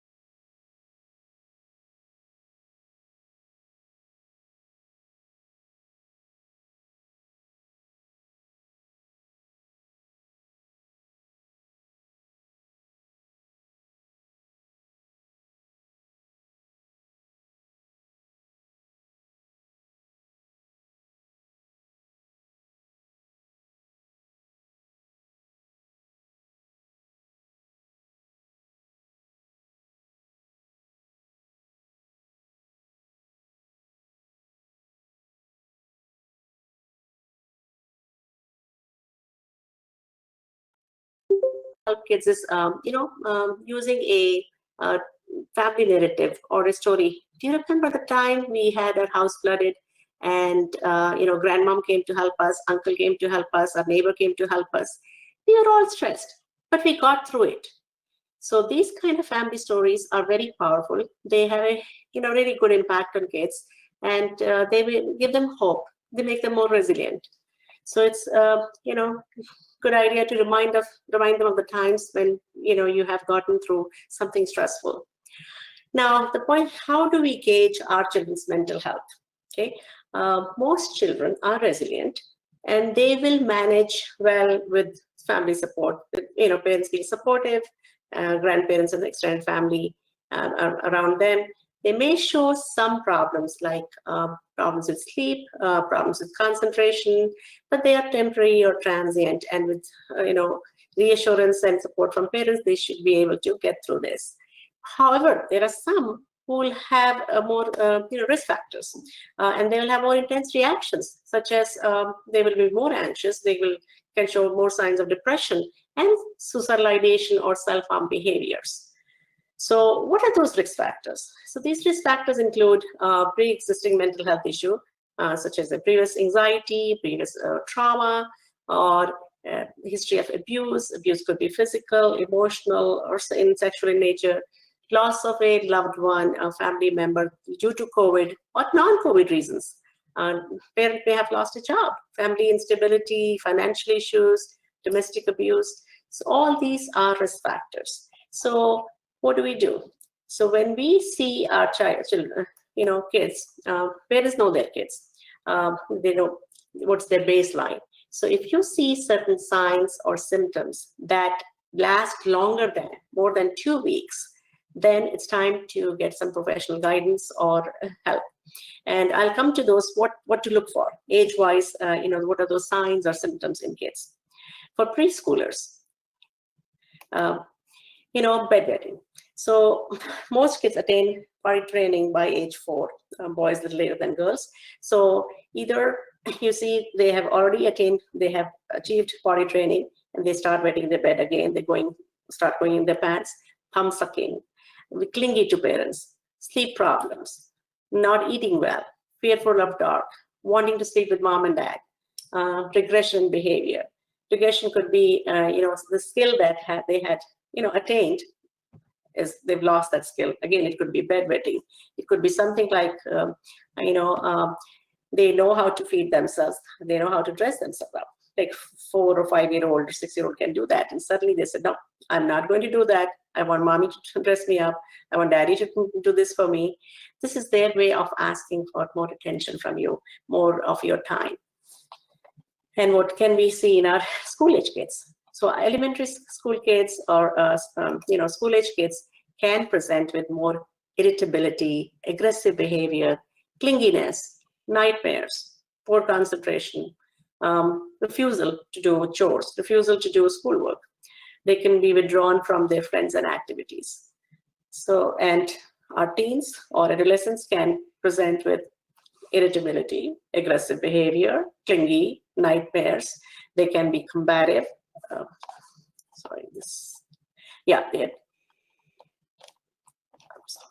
The adolescents can be, agitated. They can present with agitation.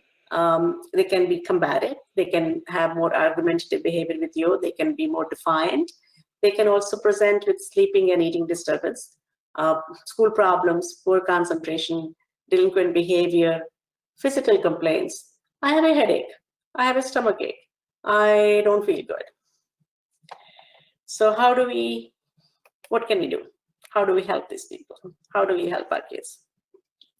First and foremost is, stay calm around them. It's really important that, if you are calm as a parent, as a caregiver, you have a sense of, control, and your child sees you that you are calm and in control of your emotions. Okay. And the other important thing is when we talk to our kids, we want to use language, phrases, examples, words that they are age appropriate or that they can understand. It is within their capacity, language capacity to understand what's being said, what we call as, at their developmental level. So for school age kids, what can we do?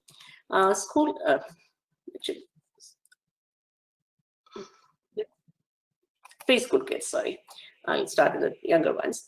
Preschool kids, you really want to monitor their television. So, turn off TV, tablets, smartphones.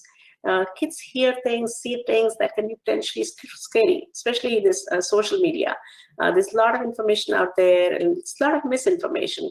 And kids don't understand, especially preschool kids. If it's happening, let's say you're in the north part of India and something's happening in the south part of India, kids may not understand that this is happening in a remote, and the virus can potentially, or there are more deaths there. They may think it's happening right in there, close to their neighborhood. Also, younger kids, they would need a lot of extra reassurance. Cuddles, attention. You want to give them time. You want to play a new game with them. You want to read to them at bedtime, a new book or a new something different. You can do some things with them like hand washing. Hand washing, again, you can make it into a playful game, invent a new song. With your school age kids, with your teenagers, again, you can involve them in being part of the household, helping around with chores. Our middle schoolers, our school age kids, they understand what it means to have a contagious disease. So they understand how coronavirus spreads. So it's important to remind them of good hygiene, hand washing, why it's important to wash hands, wearing a mask. So what is social distancing, and what is the importance of social distancing, how you should do it. And most kids will want to do that. It's very important, and I think everybody, previous panelists have mentioned that, for kids to have a routine. Kids thrive on a routine. So it's really important that have a daily schedule where kids know what time they're waking up, what time they're eating, what time is the school, and after school, what time is the leisure time, what time is the play time or exercise time, bedtime. The routine makes the day predictable, and predictability lessens anxiety. So this is really, really important. I think not only for school age kids, but for everybody, kids of all ages and even adults. I think routine is very, very important. School age kids may want to engage in certain play. They may want to play the same game over and over. For example, they may want to set up a hospital and Lego, using their Lego sets, or they may want to play patient-doctor games. And parents, should not be worried about it, that they are, doing the same thing over and over again, or they're playing the same game over and over. This is their way of binding anxiety, mastering anxiety. And this is a normal way of handling stress. So there's nothing wrong with this kind of play. So you don't want to stop them, and let them, play, act out, be engaged in a creative play. Some kids, school age kids, may regress to almost like your preschooler, where they are, refusing to be very clingy to you, or just very much unlike their normal behavior. Usually it is going to be transient, and with support and your patients, they will get better. So it's not a good idea to tell them, hey, cut it out or grow up. That's not acceptable. Just be patient with them. Lots of patience, lots of attention, and they will hopefully grow out of it. Adolescents and young adults. So teens are much more knowledgeable about what's going on with the virus, how it spreads, what are the preventive measures, and what are the future risks. So they are also likely not to follow preventive measures. So you may have to have some extra talk with them, or sit down and watch some videos with them, sit down and watch news with them, have more open-ended conversation. Let them, go to a credible website online and find some facts, and then you can talk about it. So keep the channel of communication with your teens and, especially young adults, open, so that you can correct any misinformation, and let them know that you are available for any kinds of concerns, questions, as well as, check in with them. How are you feeling about it? Because it's important to know if they're scared or, what's going on. Again, teens can be involved in, more of household chores like shopping, and they can watch a younger sibling, they can help prepare meals, they can, help you collect supplies should you get quarantined. By helping, I think they feel that they are valued. They're a valued member of the family. They're contributing to something. So they feel empowered. And, when you feel empowered, it lessens your anxiety. So no one knows how long it's going to last, but we can help our kids become, more resilient, emotionally stable, and physically protected as possible through a carefully planned means of engaging with our kids at this time of crisis. The take-home message would be, stay calm. It's very important as caregivers, parents, for you to be in control of your emotions, and whatever it takes for you to get your emotions under control, including, self-care, mindfulness, yoga, exercise, something to a leisure activity to help you with your mental health. Then again, listen to your kids, be available, lend a ear, be very supportive and welcoming. Create a very welcoming environment where they feel that you're not judging them, you're not going to be mad at them, but you are there for them to answer questions and concerns. And every now and then, provide reassurance, especially for little kids. They need to know things will be all right. Yes, eventually you can say that, yes, you are safe here, your school is safe, and I'm keeping you safe. I'll make sure that you're safe at home, and eventually we'll get through this together. We will be fine. Be a role model. You can be a role model whether it comes to, managing your anxiety, or, practicing good hygiene, hand washing, to keeping your mask on always, or social distancing. You can do some activities with them. The exercise, daily exercise, is very important for all of us. So kids, you can get them involved in, either they can do daily biking or play outside, or you can also do as a family, give them some tools, give them some coping skills such as deep breathing, yoga. There are a lot of YouTube videos catered to kids of different age to help them with yoga, like animal yoga. So it may be a good idea to watch those videos with them, or, practice along. Focus on positives. Let them know what's going well. You are healthy, I'm healthy, we have a place to live, we have enough food. Point out what's going well. Okay? And again, I cannot emphasize enough, establish a daily routine. Routine is so important. It will bind anxiety, it will give them structure, predictability, and a purpose. Identify projects to do with kids that might help others, like, volunteer to drop off essentials, foods to homeless people, or help out a neighbor who cannot get out, bring them, groceries. When kids get involved and they're doing things for others, there's a sense of contributing to the community and feeling important, valued. Last but not least is offer lots of love and affection. So with that, I'll end my presentation. Thank you so much. Okay, now we've completely run over by half an hour or close to half an hour. There are two ways we can be responding to the questions. And I don't know, I know our guests from Italy and America have a whole day's work left ahead of them. There are two ways, Mr. Sopti, that we can answer this. Either we can individually get all the questions sorted out, or I can take another 10 minutes, if that's okay with you, to run through a few. It's okay. You can take time. So, Professor Palanti, I know you may want to, unless you can give us time. There's one question which I definitely need your answer to, as soon as I find the question. But in the meantime, please tell us how to know the difference between hypoxic versus inflammatory changes. That's one question which came in. So the question is about how the inflammation.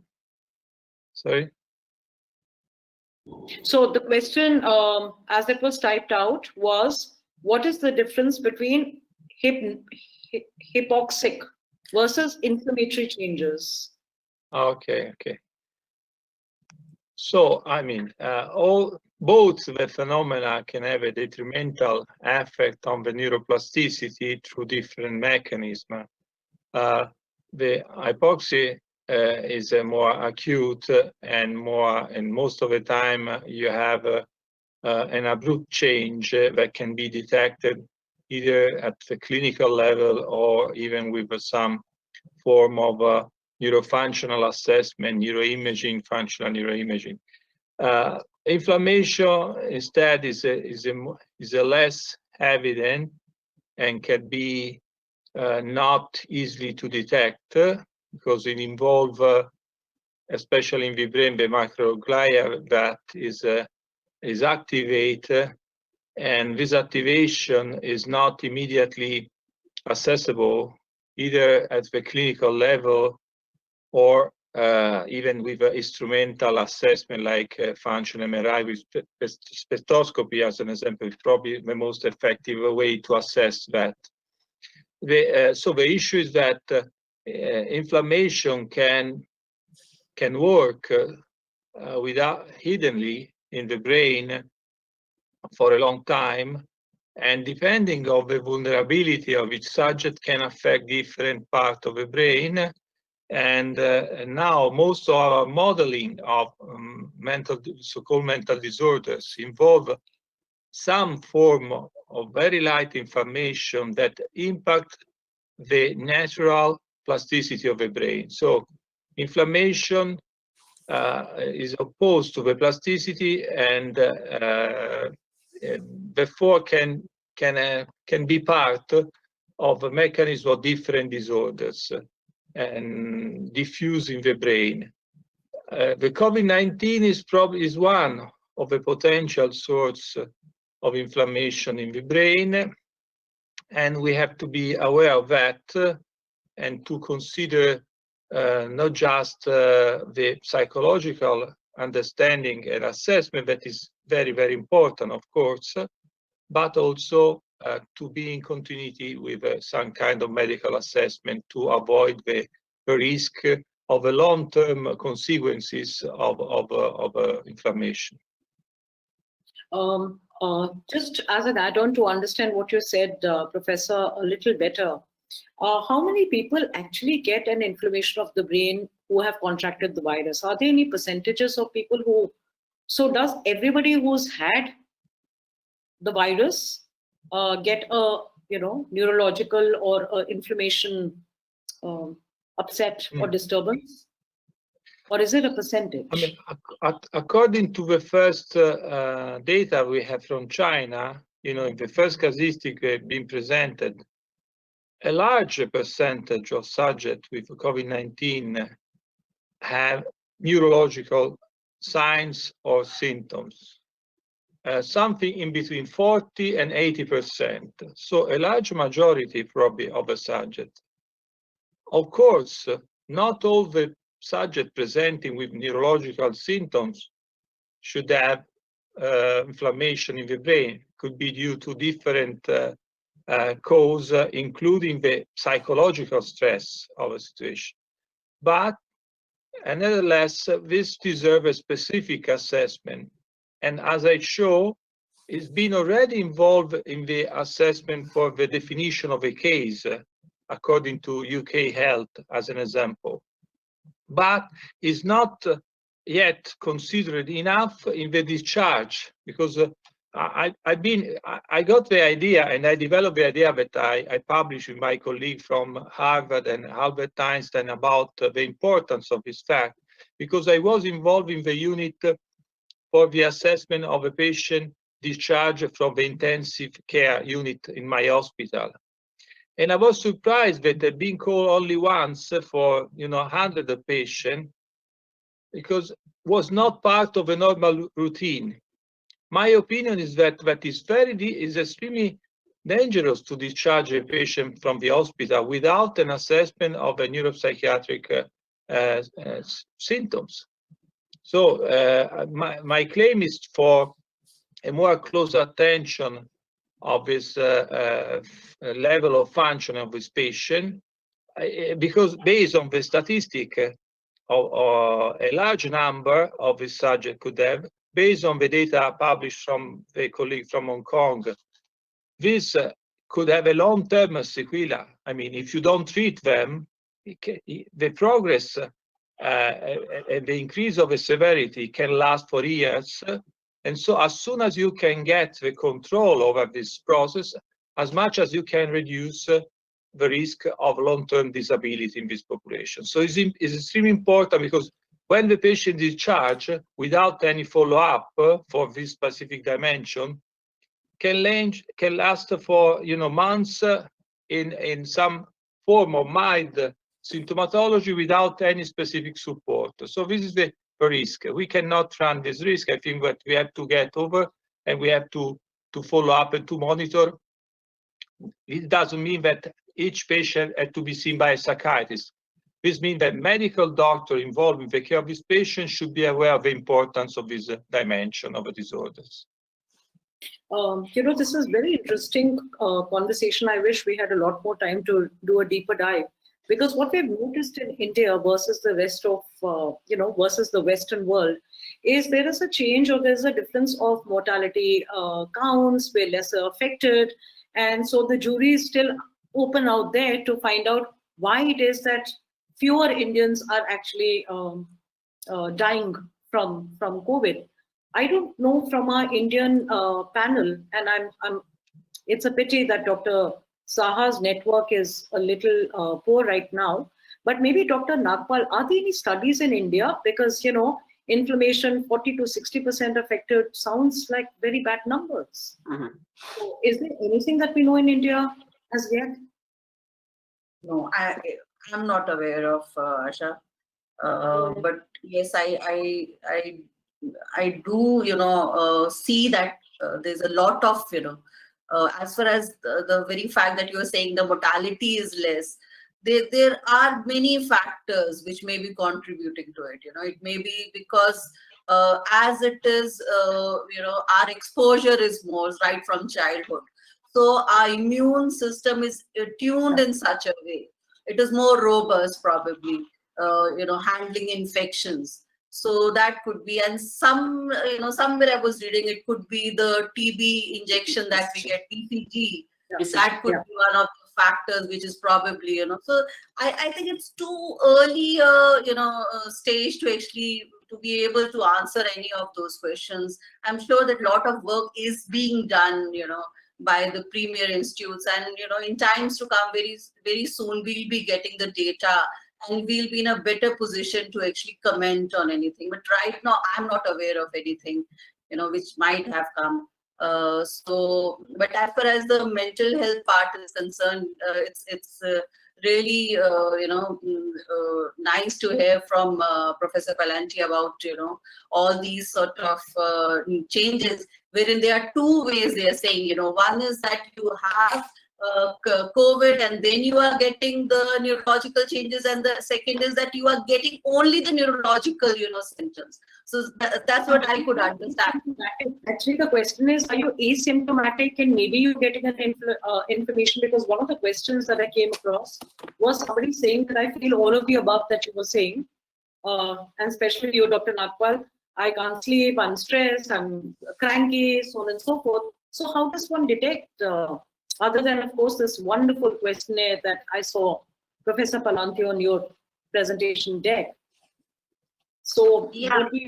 So right now, I think, Asha, we, at least, personally, I would say I'm not at a stage to be able to say that this is because of, corona, or is it, the pre-existing mental health problem. But yes, in times to come, as we keep on getting data, from all over the world, we'll be in a better position to say that whether this is happening, because of the virus, or, is it something pre-existing, genetic sort of problem which is happening. But right now, I wouldn't know. If somebody comes to me and says that, I have, depression or something, I perhaps will not think about corona. very frankly telling you, I would rather take that, client more as a regular, thing, and, treat them on a regular basis. But yes, from now on, probably I'll keep my radar, open, so that in case such a thing is happening, we can actually check for corona.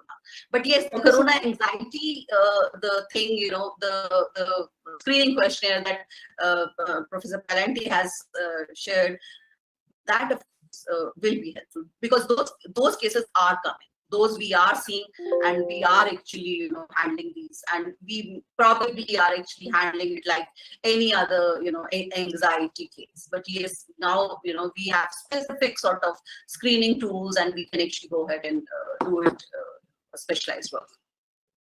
Yeah. Only in the interest of time, Dr. Saha, while we lost you for a bit because of the network problems, I couldn't address this question to you, but I have no time to ask you this question. However, later I will connect with you because I think Professor Palanti has raised a lot of red flags, and it will be interesting. Again, I don't mean to panic anybody, including myself. I'm already panicked, thank you. But it'll be interesting to know how to deal with this. We ought to know a little better.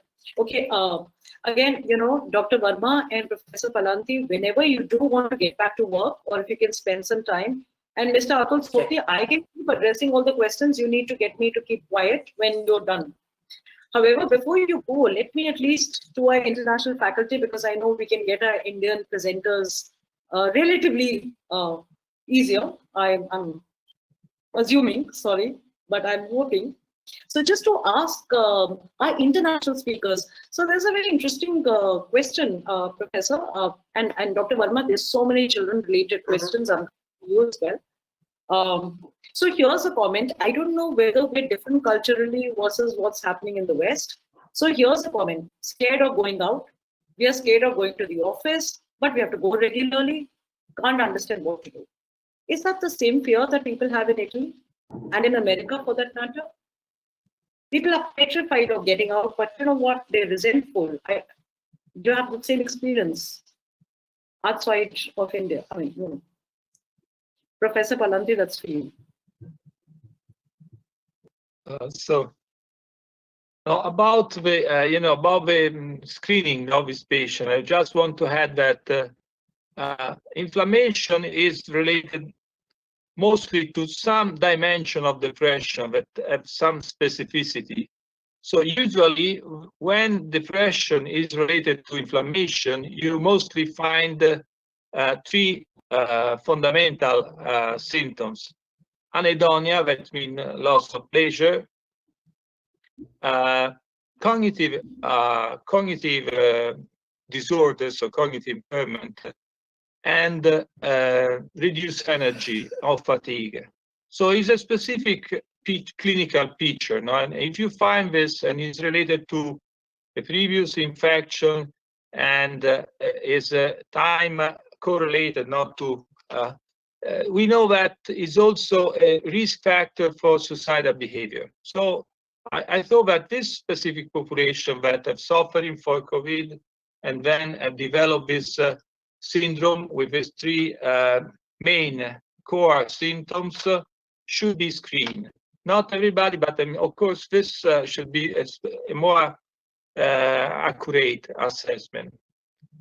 This is my just to reduce the number, because of course the number of patients that physicians are facing now is huge. I mean, there are so many patients, so we need some screening, and we are offering. We are now validating a screening question. So in case anybody want to know him, or to, we will please to send to everybody to share, this experience that you are doing now in Europe. Thank you very much for this. We will take it forward, I'm sure, Dr. Nagpal and Dr. Saha, on what we could do in terms of, better response in India. Dr. Nagpal, just shifting our focus to child health, because, so many questions have emerged. So here's what people are saying, because we've got homeschooling as a, through Zoom or through some web links, etc. People are saying, or a question came in, children are increasingly becoming homebound. they increasingly liking to stay home and do not want to venture outdoors. Is it acceptable behavior? And how should a parent deal with it?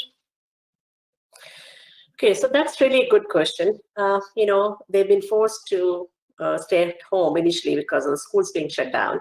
And as schools are reopening, still most of the schools, I think here as well as there, are online. Okay, so now they are more comfortable. They feel safe in their house. So that is, this is something they are doing for some, now some certain months. So they are getting more comfortable. So it's up to the parent to try and create opportunities for them to get out more. And again, start out in baby steps. Start out with daily walks. Start out with just meeting one friend in a socially distant way in a park. Okay, so gradually you want to help them get over that fear and get them to baseline. And if you see there are some who are really resistant and are more petrified, then they may need some more help and may need to be assessed by a professional. Okay. Another question which came through is, how do you reduce screen time? So while we can say don't watch media, don't watch YouTube, don't watch Facebook, you can't not. So what do you do? What do you do in America? What do you advise you? Okay.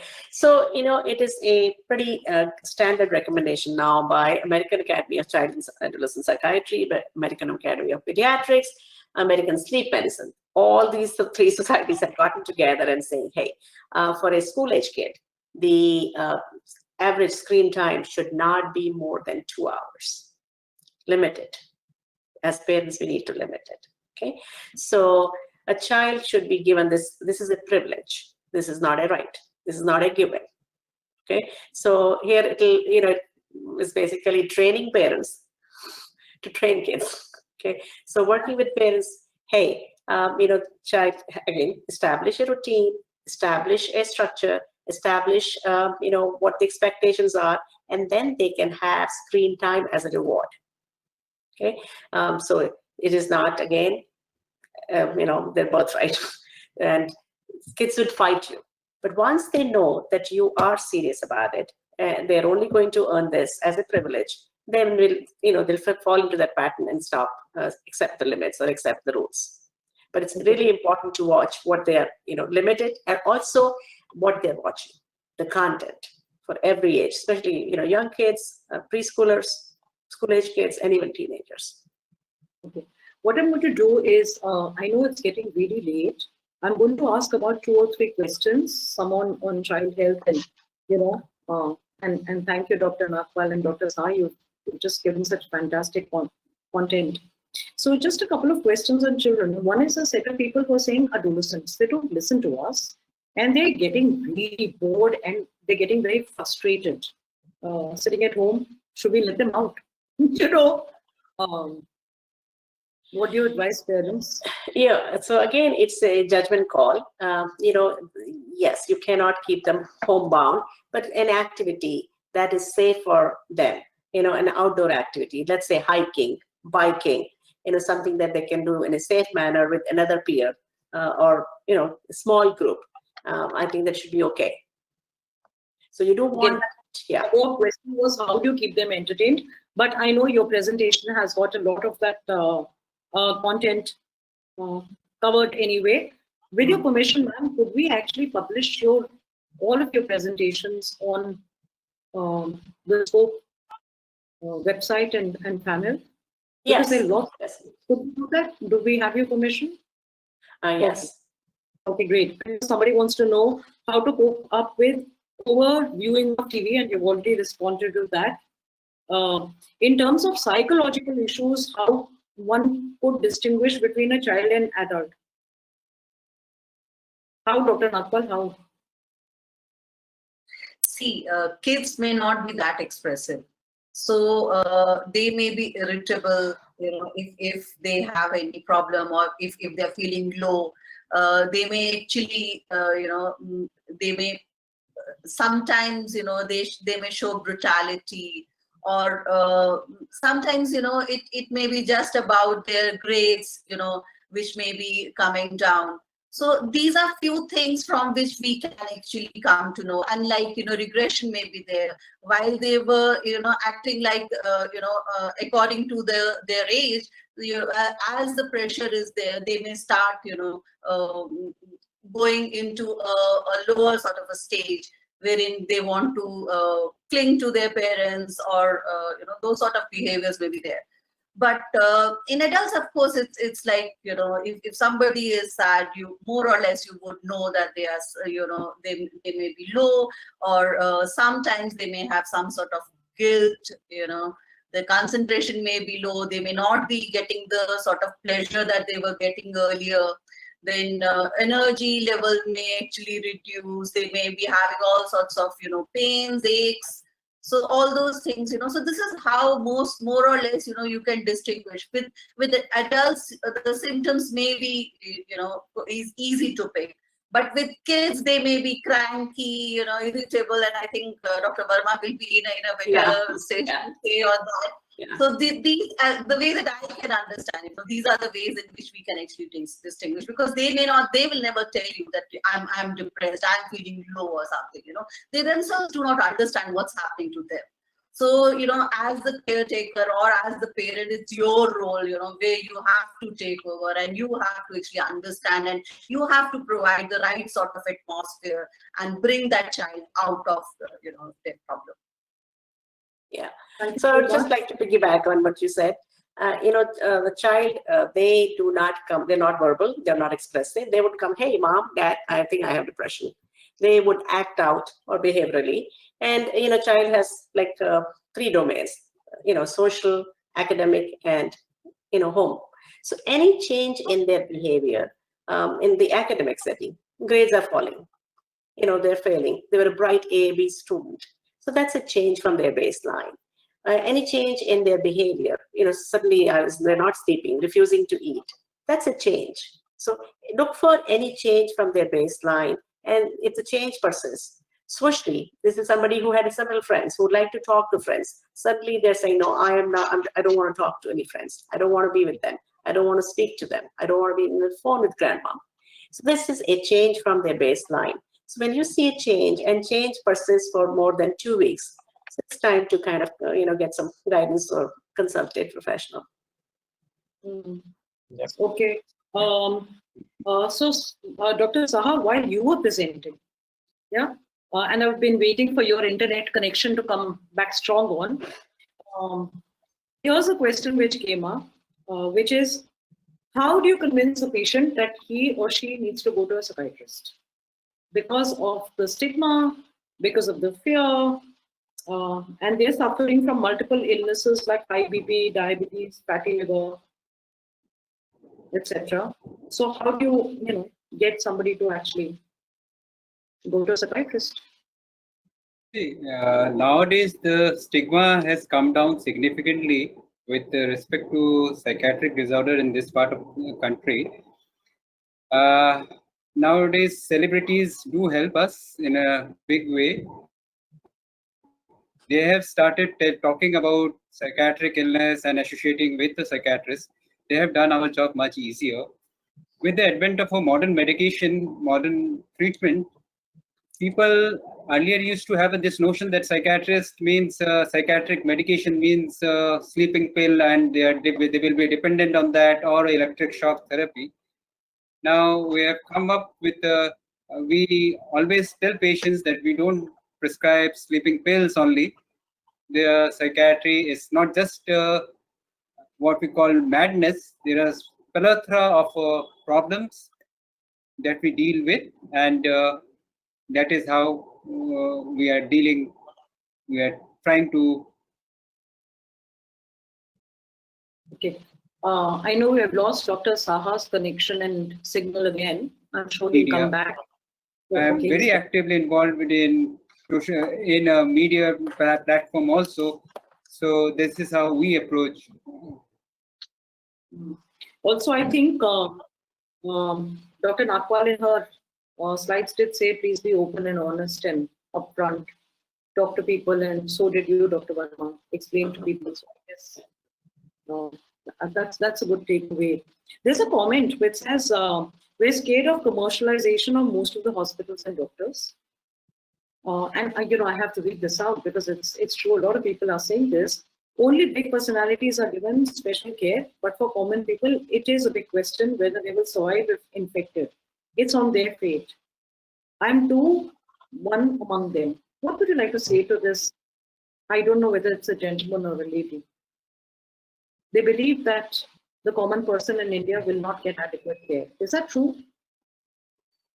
You ask, may I respond to this? Yes, please. Yeah. It is for the Sure. Indian panelists. Yeah. Yes, sure. Everybody, each and every citizen of India has a right to seek a treatment, whether he or she has a money or a fame name, and everybody gets treatment. It's only a purchasing power, the type of infrastructure they can avail. Otherwise, treatment, everybody gets. Treatment is everywhere same.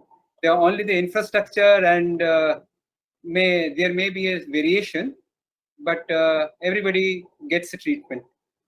It's a wrong notion to hold that only rich people get a treatment. No. And may I add to that, we in fact spoke to a survivor in the initial days of, when you had survivors of COVID, when we just only started interacting with this.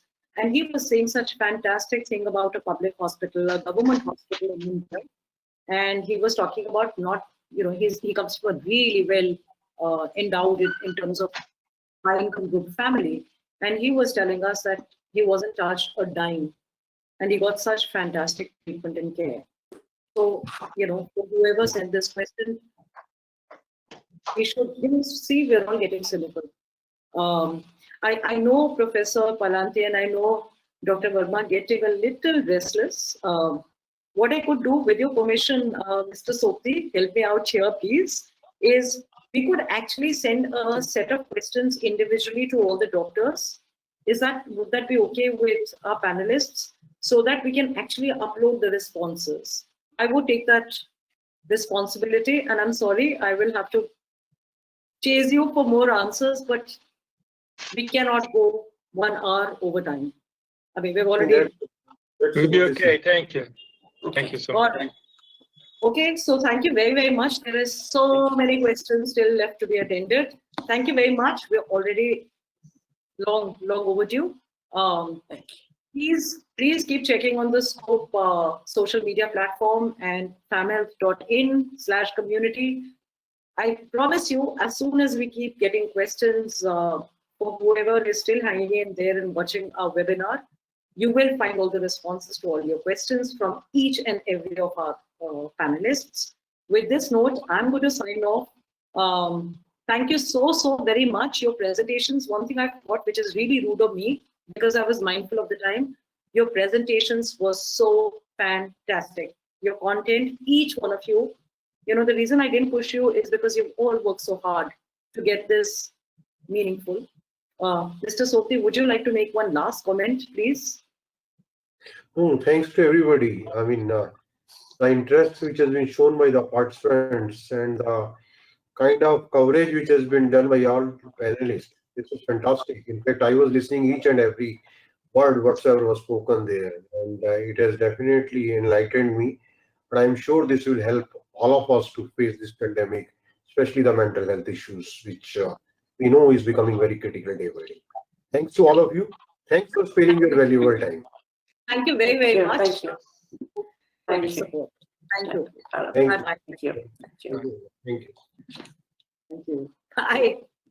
Bye. Till we meet again. Okay, we'll just wait to get logged off.